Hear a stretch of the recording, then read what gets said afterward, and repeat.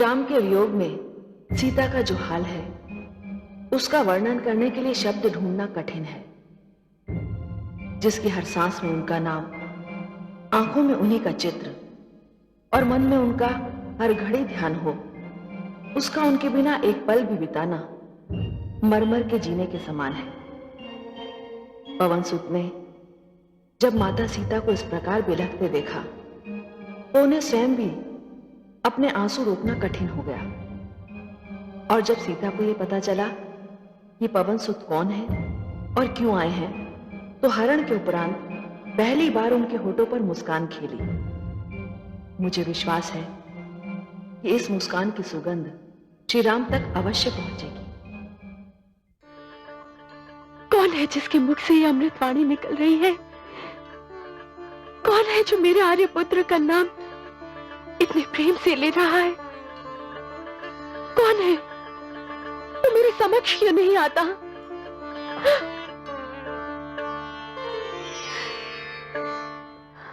जय श्री राम। कौन है आप? मैं प्रभु श्री राम का दूत हनुमान हूं माते। मैं प्रभु श्री राम के चरणों की सौगंध खाकर कहता हूं कि मैं उनका दूत हूं। किंतु ये मुद्रिका आपके पास कैसे आई? मुझे ये मुद्रिका स्वयं श्री राम ने दी है, जिससे आप पहचान लें कि मैं उन्हीं का दूत हूं। नहीं पुत्र, तुम केवल आर्यपुत्र के दूत नहीं, अभी तुम मुझ अभागन के लिए आशा की संदेश वाहक बनकर आए हो। अच्छा ये तो बताओ कि मेरे आर्यपुत्र का तुम वनवासी से कैसे मिलन हुआ? बातें,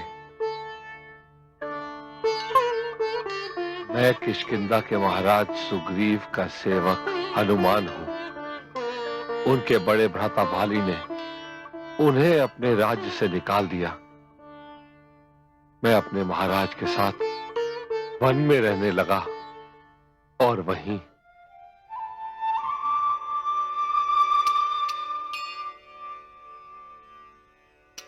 अनुज, अनुज, मुझे ऐसा प्रतीत हो रहा है जैसे सीता को अचानक सारे कष्टों से मुक्ति मिल गई हो। अनुज, उसके व्याकुल मन को चैन मिल गया हो। अवश्य भ्राताश्री, अवश्य। आपका कोई भी कथन मर्म से रिक्त नहीं होता। हो ना हो पवन सुत हनुमान या युवराज अंगद को भाभिषी का पता मिल गया है। उन्होंने अवश्य भाभिषी को ढूंढ निकाला होगा। ईश्वर करे तुम्हारी वाणी सत्य सिद्ध हो, ऐसा ही हो। ईश्वर करे पवन सुत हनुमान सीता तक पहुंच गए हो। न जाने क्यों अनुज, ऐसा लग रहा है जैसे किसी ने मेरी सारी वेदना पर, सारी व्यग्रता पर शीतल लेप रख दिया हो। सत्य कही हनुमान, क्या मेरे आर्यपुत्र मुझे सचमुच भूल गए हैं? वो इतने निष्ठुर तो कभी नहीं थे कि इतने दिन बीत गए और उन्होंने मेरी सुधि तक नहीं ली। क्या मेरे आर्यपुत्र को अपनी इस अभागन, इस वियोगन का ध्यान नहीं आता? नहीं नहीं माते, रात दिन उठते बैठते सोते जागते वे हैं और आपका ध्यान है। विरह की जिस अग्नि में आप जल रही, उसी में वे स्वयं भी जल रहे हैं। उनकी दशा वैसी ही है जैसे जल के बिना धान के पौधे की होती है। क्या कहूं माते, मेरे प्रभु के मन में आपके प्रति कितना प्रेम है। माता, धीरज धर के प्रभु का संदेश सुनिए।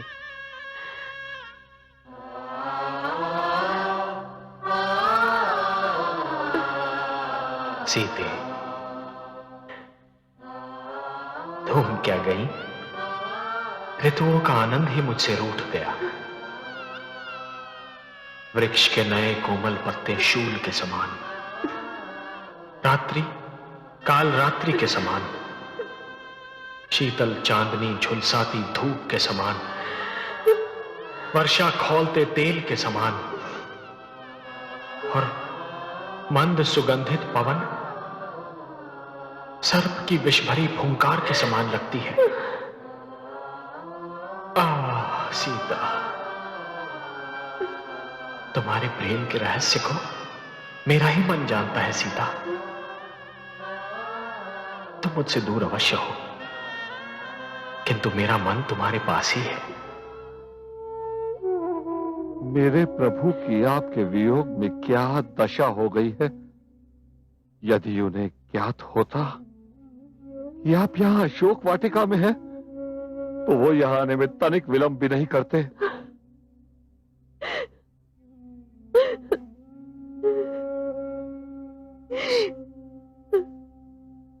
मत रोइए माता, मत रोइए, मत रोइए। मुझसे सहन नहीं होता। अगर मैं चाहूं तो इसी क्षण आपको यहां से ले चलूं, किंतु मेरे प्रभु ने आपको अपने संग लाने की आज्ञा नहीं दी, क्योंकि ये नीति के विरुद्ध है। परंतु धीरज रखिए, बस कुछ ही दिन में प्रभु श्री राम हमारी वानर सेना के साथ यहां आएंगे और आपको ले जाएंगे। किंतु हनुमान, यहाँ पर एक से बढ़कर एक विशाल और विकराल राक्षस है। तुम और तुम्हारी वानर सेना उनका क्या बिगाड़ लेगी? क्या तुम्हारे बाकी के सैनिक भी तुम जैसे हैं? माता, श्री राम राम, मैं जितना दिखाई देता हूं उतना ही नहीं हूं। राम राम राम, मुझे प्रभु श्री राम का आशीर्वाद है। राम राम, जय श्री राम।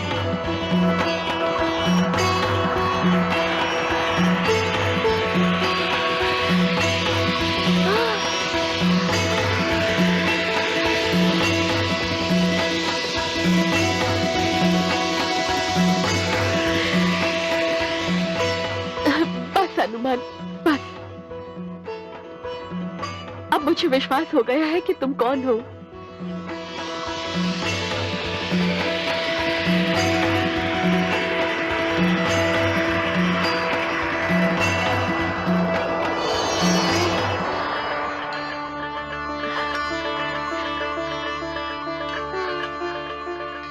हनुमान, तुम बलशील रूपी निधि के कुबेर हो। मैं तुम्हें आशीष देती हूँ कि तुम सदा अजय, अमर और गुणों की खान रहो।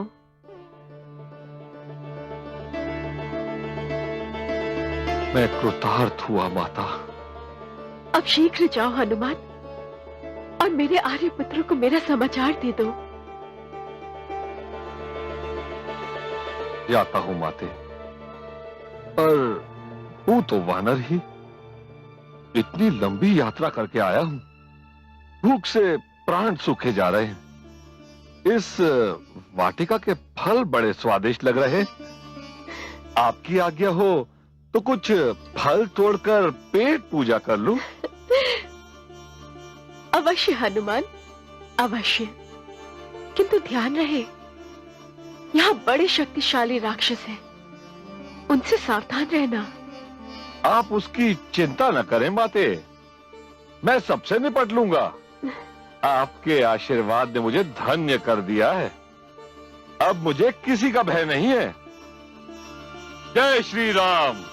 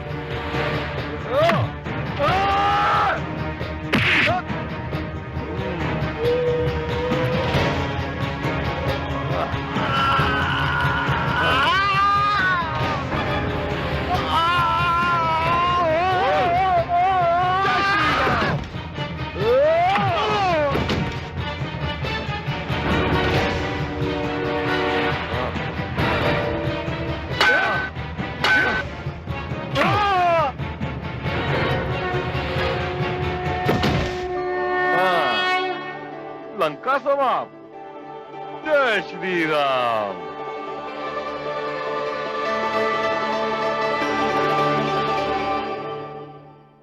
लंकेश की जय हो। पाताल लोक से शिक्षा पूर्ण करके राजकुमार अक्ष लंका लौट आए हैं और यहीं आ रहे हैं।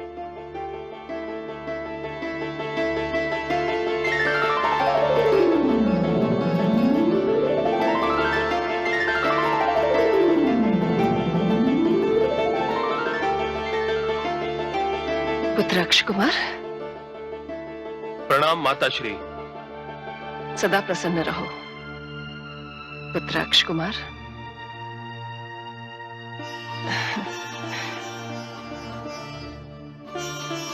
एक वर्ष के उपरांत आए हो, मेरा स्मरण भी नहीं हुआ। हुआ क्यों नहीं माताश्री, और जैसे ही हुआ आपके चरणों में आ गया।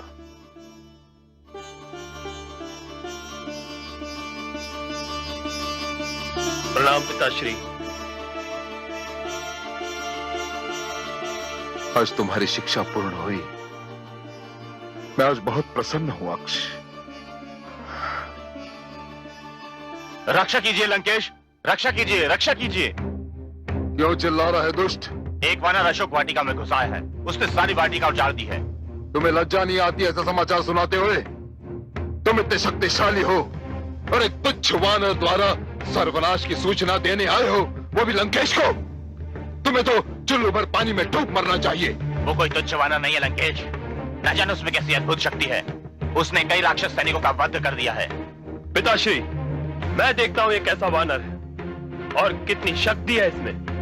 नहीं पुत्र, तुम अभी मत जाओ, अभी अभी तो तुम आए हो। मत रोकिए इसे महारानी, मत रोकिए। मेरा पुत्र शस्त्र शिक्षा पूर्ण करके लौटा है और उसके लौटने पर मैं तो स्वयं उत्सव मनाना चाहता हूं।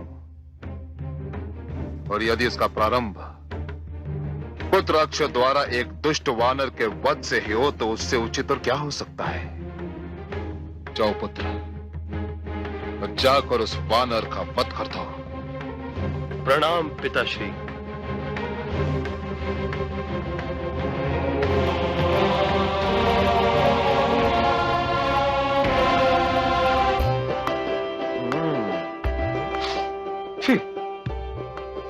कच्चा। हाँ?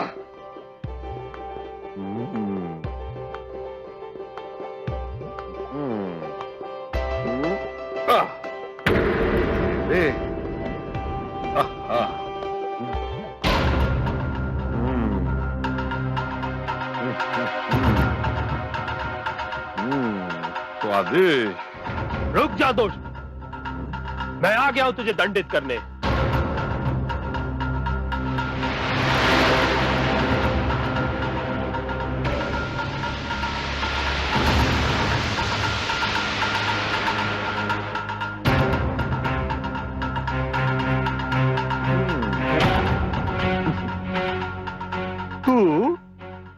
तू मुझे दंडित करेगा शिशु? तेरे मुख से तो अभी दूध की सुगंध आ रही है। अरे तू है कौन? मैं लंकेश पुत्र अक्ष हूं धूर्त। ओह, तो तू रावण का पुत्र है। वो स्वयं नहीं आया, तुझे भेज दिया। जा अपने पिता को भेज बालक, तू जाके खेल। तेरे अभी खाने खेलने के दिन हैं। संभाल दोस्त, 2 पल में तुझे पता चल जाएगा कि कौन बालक है और कौन योद्धा। तुम लोग यहीं रुको।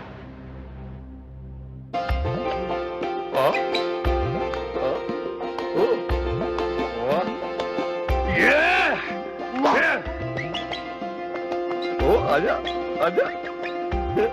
तू नाच क्यों रहा है धूर्त? ओ, तुझे मेरा नाच दिखाई दे रहा है, अपने सर पर काल नाचता दिखाई नहीं दे रहा। यदि तुझे मेरे हाथों ही परलोक जाना है तो यही सही। आ आ आ आ आ, आ।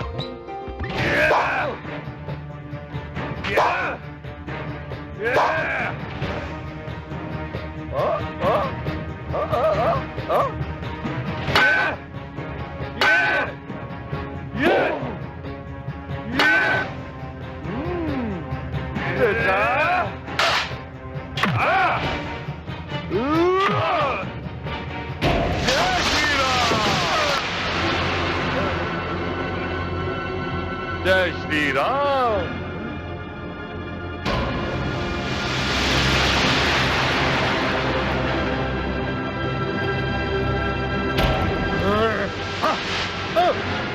जाओ कायरो जाकर रावण से कहो कि मैं उसकी प्रतीक्षा कर रहा हूं। अरे ओ, रुको। इस बालक को तो लेते जाओ। मैं कोई असुर नहीं जो इस शव को सड़ते हुए देखूं।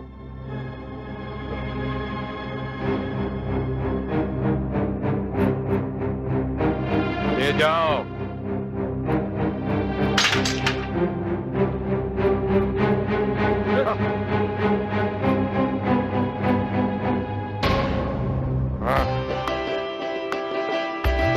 मिट गई।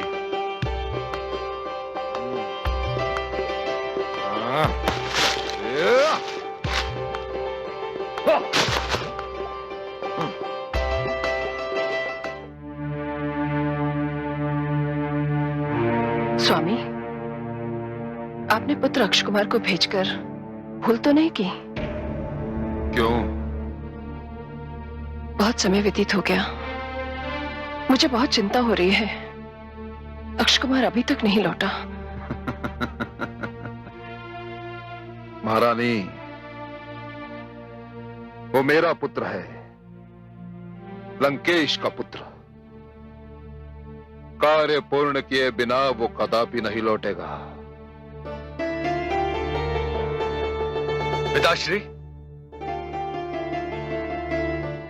कहाँ है मेरा अनुज अक्ष?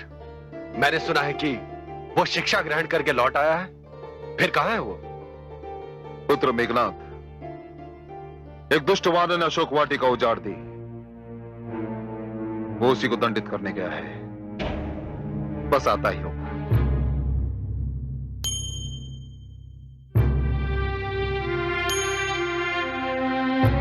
ये क्या हुआ? क्षमा करें लंकेश, हमें खेद है कि हम राजकुमार अक्ष को उस दुष्ट वानर के हाथों नहीं बचा सके।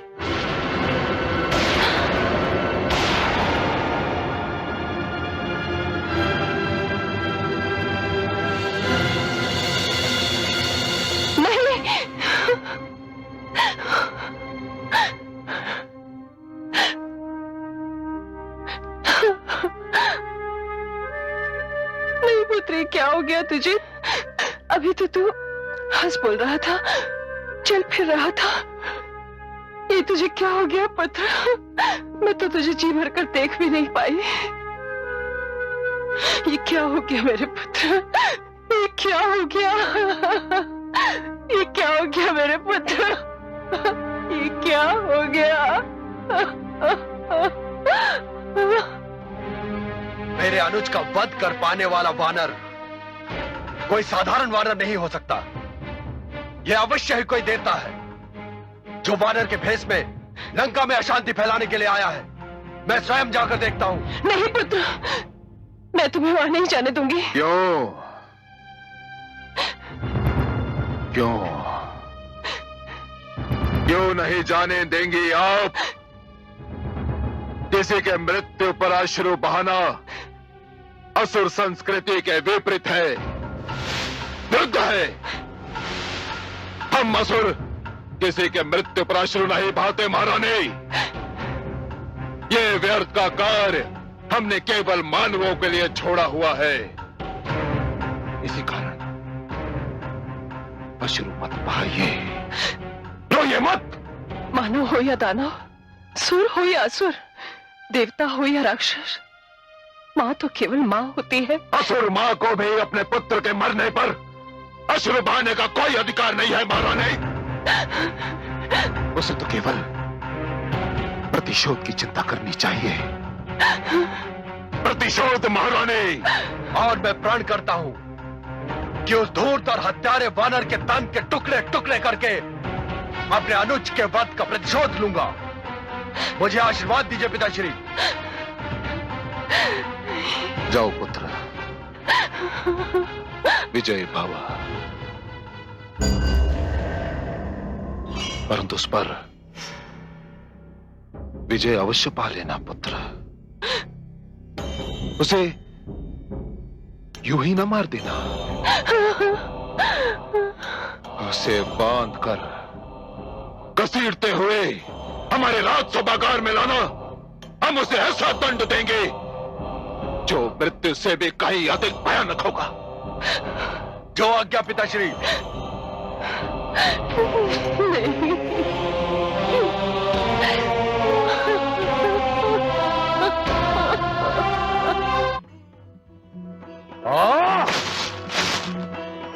वो मेरे समक्ष क्यों नहीं आता?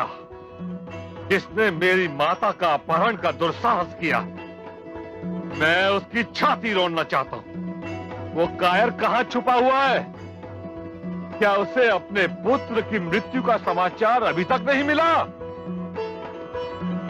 मिल चुका है दुष्ट, इसीलिए उन्होंने तेरी मृत्यु बनाकर मुझे भेजा है।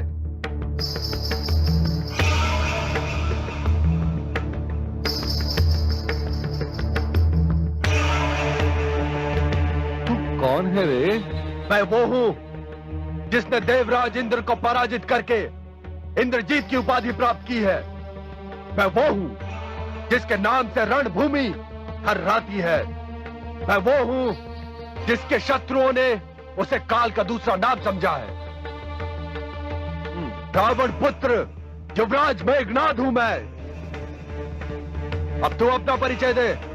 मैं किसी को जाने बिना उसका वध नहीं करता। अच्छा, ये बात है तो सुन। तूने देवराज को अवश्य पराजित किया होगा, परंतु मैं प्रभु श्री राम का सेवक हूं। मुझसे लोहा लेना तुम्हें बहुत भारी पड़ेगा युवराज मेघनाद। युद्ध में बातें करना समय नष्ट करना होता है, और समय नष्ट करने से मुझे घृणा है। जय श्री राम।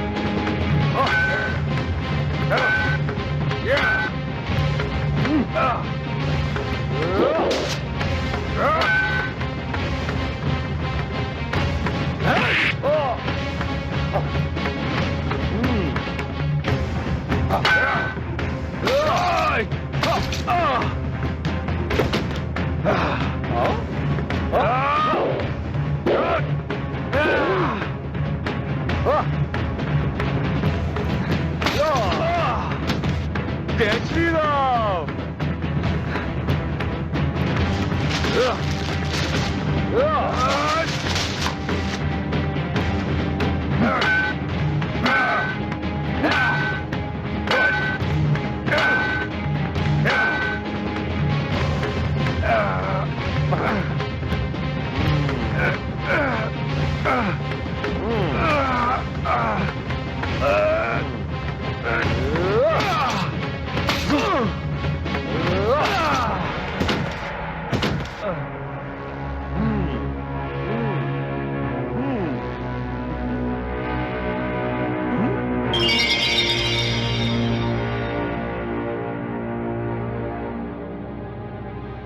ओम ब्रह्मणे नमः। ओम ब्रह्मणे नमः। ओम ब्रह्मणे नमः। हे ब्रह्मा, हे आदि प्रजापति, प्रभु राम की जो इच्छा, मैं आपके यश को कलंकित नहीं होने दूंगा। जय श्री राम।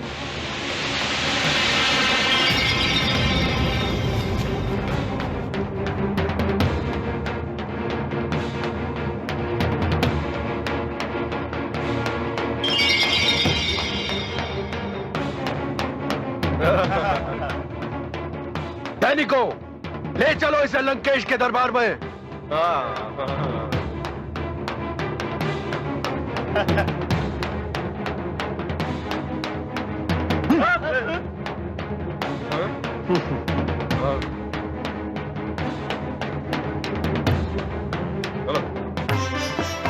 सावधान! लंकेश पुत्र इंद्रजीत युवराज मेघनाथ लंकेश के अपराधी को बंदी बनाकर महासभा में पधार रहे हैं। युवराज मेघनाथ की जय! युवराज मेघनाथ की जय! युवराज मेघनाथ की जय! युवराज मेघनाथ की जय! युवराज मेघनाथ की जय! युवराज मेघनाथ की जय! युवराज मेघनाथ की जय! युवराज मेघनाथ की जय! युवराज मेघनाथ की जय! युवराज मेघनाथ की जय! युवराज मेघनाथ की जय! युवराज मेघनाथ की जय! महाबली सम्राट लंकेश की जय हो। पिताश्री, यही है वो हत्यारा जिसने अनुजाक्ष का वध किया था। आपका अपराधी आपके समक्ष है।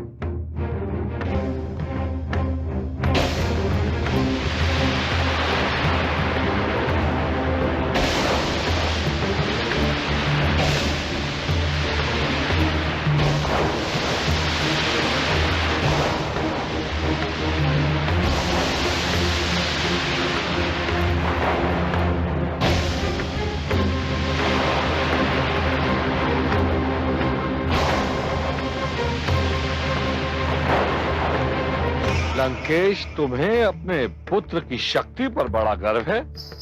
इस भ्रम में मत रहना कि तुम्हारा पुत्र मुझे नागपाश में बांध के लाया है। यदि मैं चाहता तो इस ब्रह्मास्त्र को वही रोक सकता था, परंतु इसमें ब्रह्मा जी का अपमान होता, उनका यश कलंकित होता। इसीलिए मैं स्वयं की इच्छा से यहां आया हूं। इसमें मेरा एक स्वार्थ भी था। मैं देखना चाहता था कि कौन है वो अभिमानी रावण जिसने मेरी माता सीता का अपहरण किया। देखो मेरी शक्ति। जय श्री राम! जय श्री राम! कौन है तू? सबसे पहले अपना नाम बता। संसार मुझे पवन पुत्र हनुमान कहकर पुकारता है, परंतु मैं स्वयं को प्रभु श्री राम का सेवक मानता हूं और इस समय तुम्हारे समक्ष रघुकुल नंदन श्री राम का दूत बनकर आया हूं। मैं समझता हूं कि इस समय इतना ही परिचय पर्याप्त है। बड़ा लज्जाहीन और अपमानजनक है तेरा स्वर। कदाचित तूने रावण, लंकापति रावण, लंकेश रावण का नाम नहीं सुना। सुना है। जब से लंका आया हूं, रावण का नाम सुन सुनकर मेरे कान पक गए। इससे पहले भी मैंने तुम्हारा नाम सुना था और यह भी सुना था कि तुम बहुत प्रतापी राजा हो, परंतु यहां आकर ऐसा लगा कि इस प्रतापी राजा को राजनीति का ज्ञान ही नहीं। क्या बक रहा है तू? ठीक ही तो कह रहा हूं। मैंने तुम्हें अपने पद से अवगत करा दिया, बता दिया कि मैं दूत हूं, पर तुमने अभी तक ना मेरे आसन का प्रबंध किया और ना ही मुझे बैठने के लिए कहा।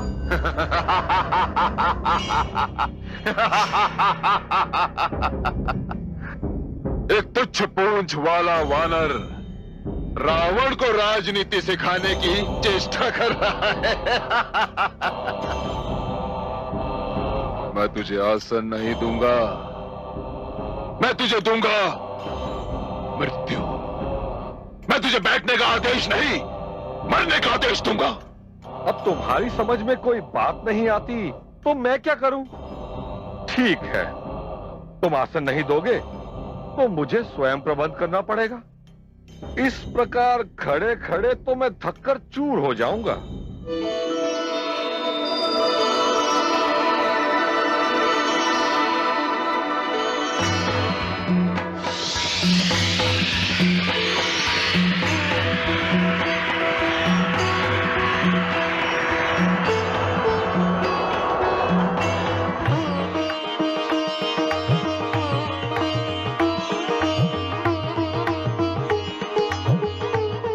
अब बोलो लंकेश, अब हम एक दूसरे को भली भांति देख भी सकते हैं और सुन भी सकते हैं। मैं तुम्हारा लंका आने का कारण जानना चाहता हूं वानर।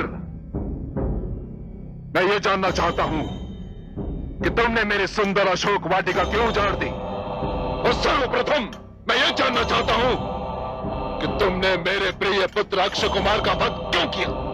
आने का कारण तो मैं बता चुका हूं, किंतु फिर सुन लो। जो तुम जैसे पापियों को उचित शिक्षा और दंड देते हैं, जिन्होंने शिव का धनुष तोड़ा है, जिन्होंने खर, दूषण, त्रिशरा और बाली जैसे महायोद्धाओं का वध किया, मैं उस प्रभु श्री राम का दूत हूं जिनकी पत्नी को तूने छल से अपहरण किया और अशोक वाटिका में बंदी बनाकर रखा है। बड़े डींगे हाँक रहा है अपने स्वामी की वीरता की। मुझे विश्वास है कि तुझे रावण के बल का कोई अनुमान नहीं। कौन कहता है कि मुझे रावण के बल का अनुमान नहीं? वही महाबली रावण ना, जिसे सहस्त्रबाहु ने रण क्षेत्र में कपास की भांति दुनकर रख दिया था। वही रावण ना, जिसे बाली 3 मास तक कांख में दाबे घूमता रहा। बस बस वानर बस। यदि तू मेरा बंदी नहीं होता तो इसे क्षण तेरी जीभा काट कर यहां फेंक देता। तुझे तेरे अपराधों का दंड अवश्य मिलेगा वानर, अवश्य मिलेगा। कैसा अपराध? वानर हूं, भूख ने सताया तो वाटिका से थोड़े से फल तोड़कर खा लिए, तो ये कौन सा अपराध है? हाँ, इस कार्य में कुछ डालियां अवश्य टूट गई। फिर तुम्हारे सैनिकों ने मुझ पर आक्रमण कर दिया, मैंने अपना बचाव किया, उन्होंने मुझे मारा, मैंने उनकी पिटाई की। अक्ष कुमार को मैंने बहुत समझाया कि लौट जाए, पर वो नहीं माना। मुझसे भिड़ गया तो मैं क्या करता? अरे मार डालो इसे, इस क्षण इसके शरीर के टुकड़े टुकड़े कर दो। अरे देख क्या रहे हो, मार डालो इसे। जय श्री राम।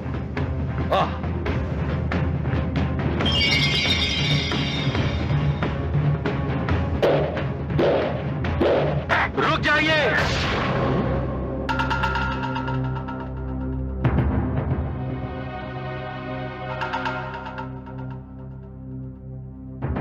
ठहर जाइए। ये क्या कर रहे हैं आप लोग? विभीषण, क्यों रोक दिया इन्हें? इसलिए भ्राताश्री कि महान सम्राट रावण के सभागार में कूटनीतिक और राजनीतिक रीति का उल्लंघन हो तो बड़े दुख की बात है। इतिहास इस अपराध के लिए कभी क्षमा नहीं करेगा। मुझे समझाओ कि तुम्हारा उद्देश्य क्या है। दूत को चाहे वो जितनी भी धूर्तता का प्रदर्शन करे, मृत्युदंड देना राजनीति के विपरीत है भ्राताश्री। इसे मृत्युदंड के अतिरिक्त कोई और दंड दिया जा सकता है। परंतु इसे दंड तो अवश्य मिलेगा अनुज। मैं आपको दंड देने से नहीं रोक रहा।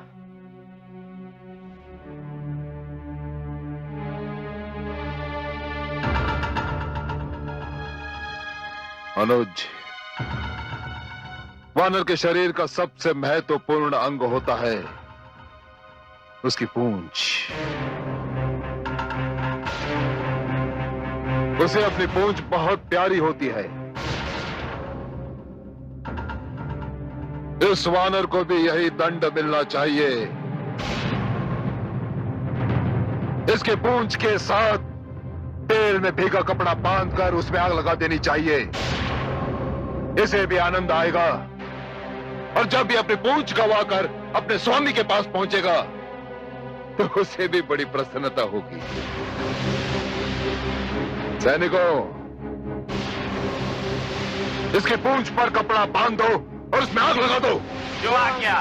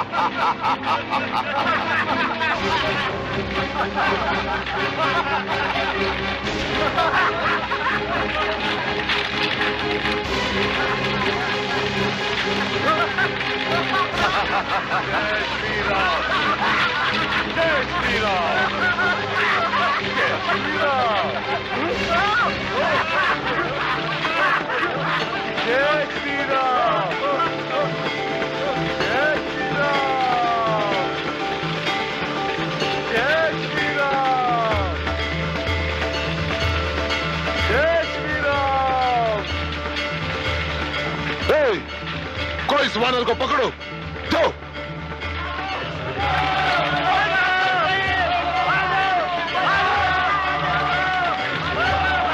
जय श्री राम।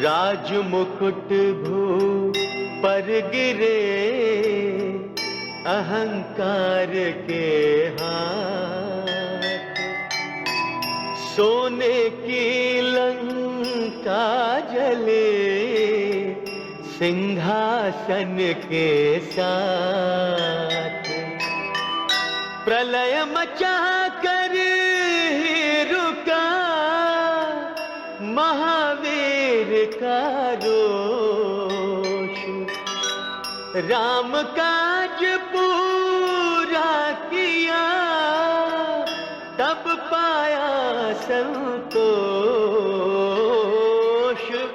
तब पाया संतोष।